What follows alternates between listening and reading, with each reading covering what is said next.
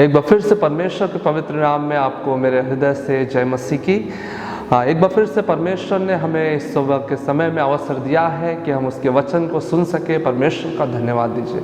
बहुत सारे लोग हैं हमसे भी योग्य जो हैं, हमसे भी पढ़े लिखे जो हैं, हमसे भी समाज में स्थान रखने वाले बहुत सारे लोग हैं जो आज नाना प्रकार के दुखों में हैं, परेशानियों में हैं, अपनों के खोने के दुखों में हैं, रोगों में हैं। पर अगर आप मेरी आवाज़ को सुन पा रहे हों, निश्चित रूप से परमेश्वर का धन्यवाद दीजिए, उसको महिमा दीजिए। हम कुछ देर परमेश्वर के वचन पर मनन करेंगे। मैं चाहूँगा कि प्रार्थना के साथ आप परमेश्वर की उपस्थिति में बैठे और परमेश्वर के वचन को सुने। यहोशू नबी की पुस्तक उसके 8वें अध्याय उसके पहले आयत में इस प्रकार लिखा हुआ है, तब यहोवा ने यहोशू से कहा, मत डर और तेरा मन कच्चा ना हो, कमर बांधकर सब योद्धाओं को साथ ले और ऐ पर चढ़ाई कर। सुन, मैंने ऐ के राजा को, उसकी प्रजा और उसके नगर और देश समेत तेरे वश में किया है। ये परमेश्वर का वचन है। हम अपने आंखों को बंद करेंगे। आप जहाँ कहीं भी हो, हम अपने आंखों को बंद करेंगे। परमेश्वर आपसे आज कुछ बात करना चाहता है। हम अपने हृदय को तैयार करेंगे ताकि हम उसके वचन को सुनकर ग्रहण कर सके। प्यारे पिता परमेश्वर, हम धन्यवाद देते हैं सुंदर समय के लिए जो आपने हमें दिया प्रभु जी। हम धन्यवाद देते हैं इन सारे श्रोताओं के लिए जो मेरी आवाज़ को सुन रहे हैं प्रभु जी। हम चाहते हैं प्रभु जी आप अपने जीवित वचन से आप इनसे बात करिए प्रभु जी। प्रभु जी आप जैसे हमें बदलना चाहते हैं उससे बदलिए प्रभु जी। जैसे आप प्रभु जी जिन राहों पर आप हमें चलाना चाहते हैं प्रभु जी हमें बताइए। छोटी सी विनती को यीशु मसीह के नाम से मांगते हैं, आमीन। आज मेरे संदेश का शीर्षक है, इस बार परमेश्वर की उपस्थिति के साथ। इस बार परमेश्वर की उपस्थिति के साथ। हमने जो वचन आपके सामने पढ़ा वो यहोशू के बारे में था। वो यहोशू जब इज़राइलियों का अगुआ था उस समय की बात है। हम अतीत में चलेंगे। यहोशू की पुस्तक उसके 7वें अध्याय को जब हम पढ़ेंगे तब हम जानेंगे यहोशू जो अगुवाई कर रहा था इज़राइलियों का, यहोशू ऐ नाम के एक नगर को जीत लेना चाहता था। ऐ नाम के उस शहर को, उस नगर को जीतने के लिए यहोशू पूरी तरह से तैयारी किया और पूरी तरह से योजना बनाया। हम कैसे बोल सकते हैं उसने तैयारी किया? उसने कुछ जासूस को ऐ नगर में भेजा और जासूसों के द्वारा ऐ नगर का भेद पता किया। जासूसों ने यहोशू के पास आकर कहा कि केवल 2000 से 3000 पुरुषों के द्वारा ऐ नगर को जीता जा सकता है, उतने लोगों को भेजना काफी है। पूरी तैयारी, योजना और पूरी ताकत के साथ 3000 पुरुष को यहोशू भेजता है ऐ नगर को जीतने के लिए। लेकिन मैं आपसे कहना चाहता हूं, जिस रफ्तार से वो ऐ नगर को जीतने के लिए जाते हैं उसी रफ्तार से ये परमेश्वर का जो सेना है वापस लौट कर आ जाता है। यहोशू ने जो सेना को भेजा था उसी रफ्तार से, जिस रफ्तार से वो जाते हैं उसी रफ्तार से वो वापस आ जाते हैं। वे पराजित हो जाते हैं, वे उस युद्ध में हार जाते हैं। और यहां तक कि नहीं, बाइबल कहता है 36 पुरुष जो ऐ नगर को जीतने के लिए युद्ध करने गए थे वो मारे गए। मैं आपसे कहना चाहता हूं, जब यहोशू को ये खबर लगा तो वह निराश हो गया, क्योंकि ये उम्मीद उसको नहीं था कि उसको पराजय मिलेगा, क्योंकि उसने पूरी तैयारी वहां पर किया था, क्योंकि वो पूरी तरह से उसका सैन्य बल ताकतवर था, उसके पुरुष ताकतवर थे, पूरी योजना उन्होंने किया था। और मैं आपसे कहना चाहता हूं, ये जो सैन्य है इज़राइल का, इनके पास युद्ध जीतने का अनुभव भी था, फिर भी उन्हें पराजय का सामना करना पड़ा। शायद आप भी ऐसे परिस्थिति में होंगे अपने जीवन में। आप कोशिश करते करते हार गए होंगे। आप भी कोई परीक्षा है जिसे आपने लिखा होगा और बहुत बार लिखने के बाद आप पराजित हो गए होंगे। पराजय का ही सामना आप अपने जीवन में आज तक करते हुए आया होंगे। शायद कोई बीमारी है जिससे आप लड़ रहे हो और डॉक्टरों ने शायद आपको, ओ हालेलुया, डॉक्टरों ने शायद आपको बोल दिया होगा कि आपका कुछ नहीं हो सकता। शायद आप जो भी काम में अपने हाथ बढ़ाते हो उसमें आपको पराजय का ही सामना करना पड़ता होगा। लेकिन मैं आपसे आज कहना चाहता हूं, यहोशू का भी हालत ऐसा ही था। उसने जो उम्मीद किया था वो नहीं हुआ था उसके साथ, उसको भी पराजय का सामना करना पड़ा था। मैं आपसे कह दूं, जब यहोशू को पराजय का सामना करना पड़ा तब वो परमेश्वर की उपस्थिति में गया, मुंह के बल परमेश्वर की उपस्थिति में गया। पूरा रात वो परमेश्वर की उपस्थिति में मुंह के बल गिरा पड़ा रहा। सुबह होते ही परमेश्वर का जवाब आया। मैं आपसे कहना चाहता हूँ, यहोशू की पुस्तक 7:10 में लिखा हुआ है, परमेश्वर जवाब देता है, यहोवा बोलता है, तुम क्यों इस प्रकार मेरी उपस्थिति में मुंह के बल पड़े हुए हो? इज़राइल में से किसी ने पाप किया है, इज़राइलियों में से एक जन ने पाप किया है, एक जन ने छल किया है मेरे साथ, एक जन ने अर्पण की वस्तु से चोरी किया है। परमेश्वर बोलता है, उस पाप को सामने लाओ, उस पाप को खत्म करो। और परमेश्वर की आज्ञा के अनुसार यहोशू करता है। और जब यहोशू पता करता है तो पता चलता है आकान नाम का एक व्यक्ति है जिसने पाप किया है, जिसने अर्पण की वस्तु में से कुछ चुराया है। मैं आपको बताना चाहता हूं, जब आकान को लाया जाता है यहोशू के सामने, तब यहोशू आकान से एक चीज बोलता है। यहोशू नबी की पुस्तक 7:19 अध्याय में लिखा है, यही वचन आज परमेश्वर आपसे बोलना चाहता है, यही वचन आज यीशु आपसे बोलना चाहता है। यहोशू की पुस्तक 7:19 में लिखा है, तब यहोशू आकान से कहने लगा, हे मेरे बेटे, इज़राइल के परमेश्वर यहोवा का आदर कर और उसके आगे अंगीकार कर, और जो कुछ तूने किया है मुझको बता दे, मुझसे कुछ छिपाना। परमेश्वर आज आपसे बोलता है, यीशु आपसे आज बोलता है, जो कुछ आपने गलत किया है, जो कुछ आपने पाप किया है, आज उसके सामने आप अंगीकार करिए, परमेश्वर का आदर करिए। जो कुछ आपने अतीत में पाप किया है, परमेश्वर के सामने अंगीकार करिए। मैं आपसे कहना चाहता हूं, आगे अगर आप पढ़ेंगे तो आकान अंगीकार करता है, आकान मानता है कि हाँ उसने पाप किया, हाँ उसने परमेश्वर के साथ छल किया। और अगर आप उस अध्याय को पूरा पढ़ेंगे तो आप पाएंगे आकान को इजरायली लोग मिलकर खत्म कर देते हैं। पहला मैं बताना चाहता हूं, आपको आकान के समान अपने पापों का अंगीकार करना है। बीते दिनों में, अतीत में आपने जो पाप किया है, जिसकी वजह से परमेश्वर का कोप भड़का है, आपको परमेश्वर के सामने उस पाप को मानना है, अंगीकार करना है। और मैं आपसे कहना चाहता हूं, इजरायली लोग जैसे आकान को खत्म किए, आपको भी उस पाप के स्वभाव को पूरी तरह से खत्म करना है, उस पाप के स्वभाव को अपने से अलग करना है। आपको मैं बता दूं, यहोशू की पुस्तक उसके 7:26 में लिखा है, यहोवा का भड़का हुआ कोप शांत हो गया। आपसे मैं बता दूं कि 7वां अध्याय शुरू होता है यहोवा के कोप से, लेकिन 7वें अध्याय जब खत्म होता है, हम पा सकते हैं जब उसने अंगीकार किया और जब इस्राएली लोग उस आकान को खत्म किए, तब परमेश्वर का भड़का हुआ कोप शांत हो गया।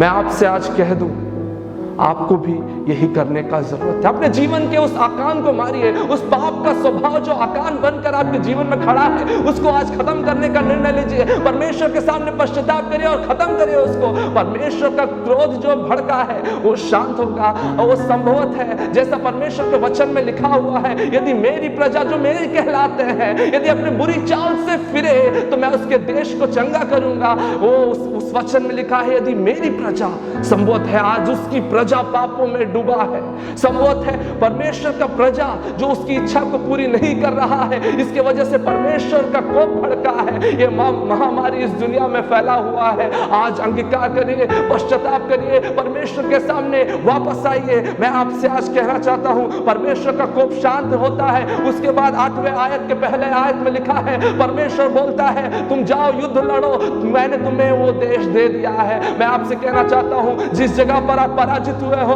उस जगह पर इस बार परमेश्वर की उपस्थिति के साथ जाइए और आप विजय से बढ़कर होंगे। मैं आपसे कहना चाहता हूं, जो परीक्षा में आपने पराजय को हासिल किया है, इस बार आप परमेश्वर की उपस्थिति के साथ जाइए, आप विजय को निश्चित हासिल करोगे।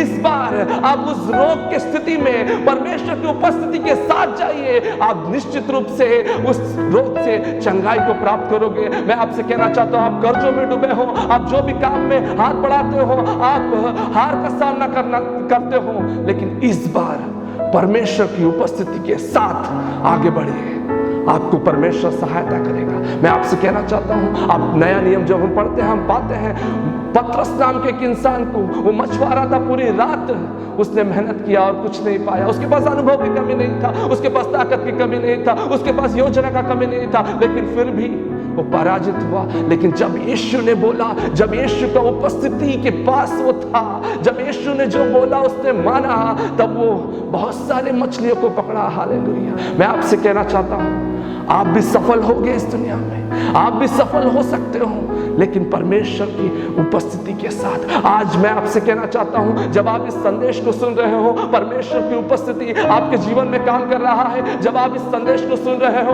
अपने बीते हुए पाप से आप पश्चाताप करिए। इस समय परमेश्वर के सामने अपने पापों को मान लीजिए। जब आप इस संदेश को सुन रहे हो, उसी समय उसी जगह पर परमेश्वर का आत्मा बहुतायत के साथ आपके जीवन में काम कर रहा है। मैं आपसे कह दूं, आज परमेश्वर का कोप आपके जीवन में शांत होगा, इस जगत से शांत होगा और सब कुछ शांति आएगा। सब कुछ हर जगह शांति होगा, आपके जीवन में भी शांति होगा और आप सफल होंगे।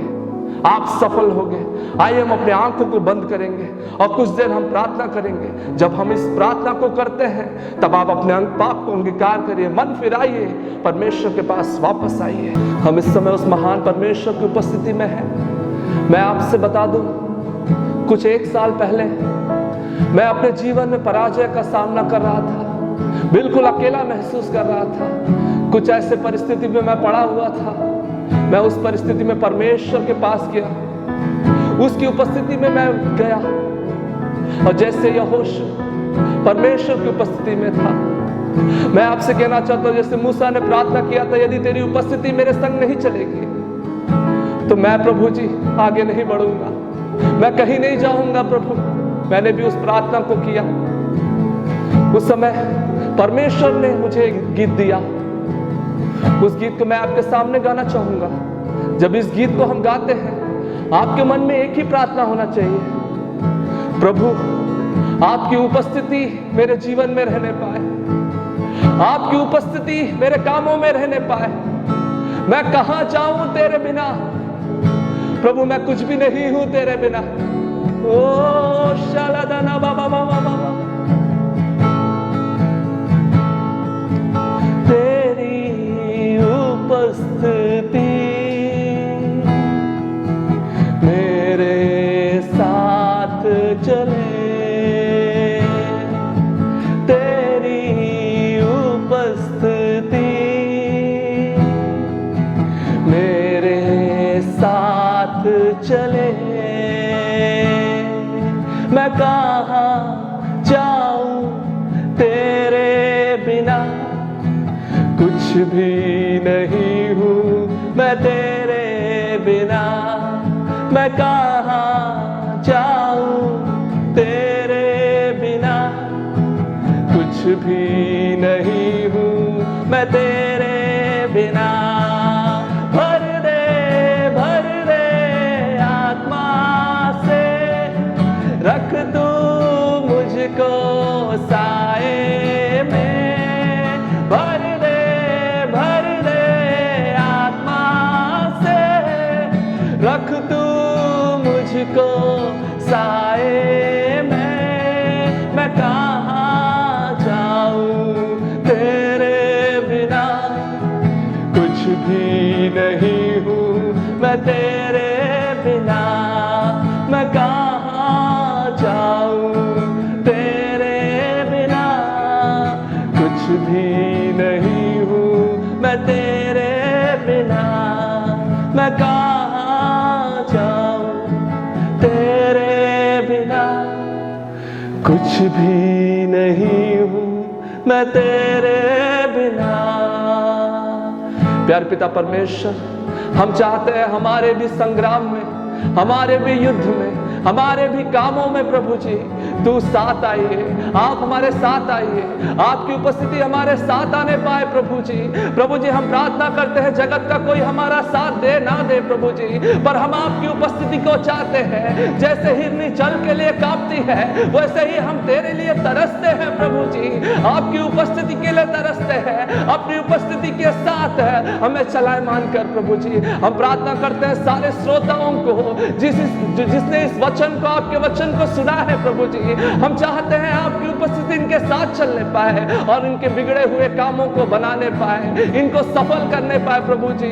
प्रभु जी हमारे ताकत, हमारी योजनाओं के द्वारा प्रभु जी हम आज तक पराजय का सामना किए हैं प्रभु जी।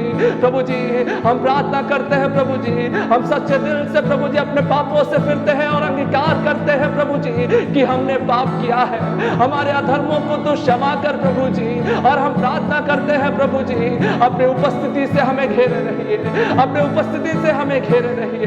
प्रभु जी, आपने मेरी प्रार्थना को सुना है, इसलिए धन्यवाद। जितने जितने लोगों ने सुना है संदेश को, उनको आशीषित करना प्रभु जी। इस छोटी सी विनती को यीशु मसीह के नाम से मांगते हैं, आमीन। परमेश्वर आप सभी को बहुत तायत के साथ आशीषित करे।